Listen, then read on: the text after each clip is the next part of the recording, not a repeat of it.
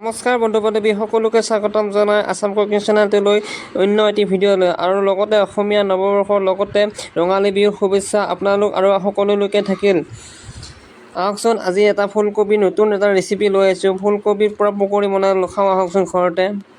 প্ৰথমতে ফুলকবি লৈ লৈছোঁ। এটা ফুলকবিৰ ওপৰত অংশ যিখিনি হেৰি আছিল তাৰ ঠাৰিখিনি কাটি লোৱা গৈছে।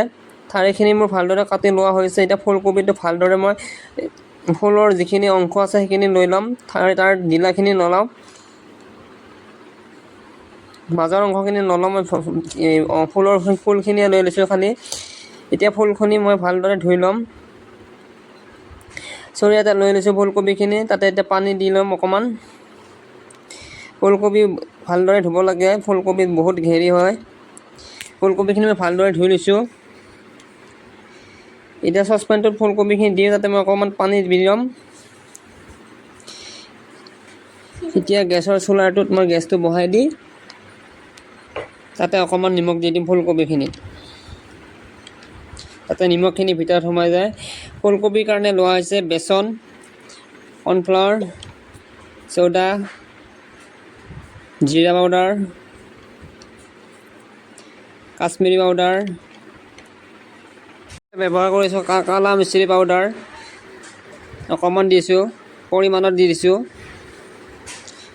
নিমখ অলপ সোৱাদ অনুযায়ী সেইখিনি ভালদৰে মিক্স কৰি লৈছোঁ মই।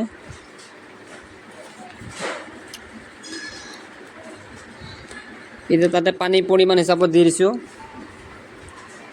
সেইখিনি ভালদৰে মিক্সিং কৰি লৈছোঁ মই। মিক্স কৰি লোৱা হৈ গৈছে মোৰ সেইখিনি।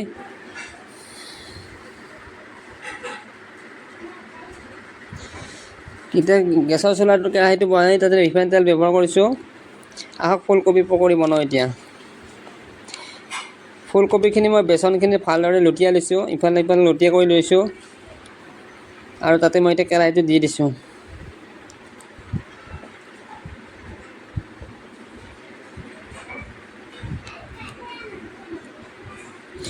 আপোনালোকৰ ঘৰত এনেকুৱাকৈ বনাই খাব ট্ৰাই কৰি চাবচোন।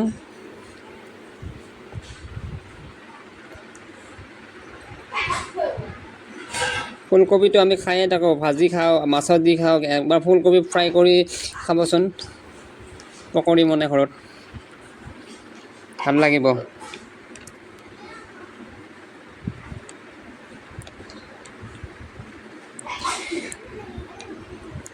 যদি ভিডিঅ'টো চাই ভাল লাগিছে লাইক কমেণ্ট শ্বেয়াৰ কৰিব নাপাহৰিব।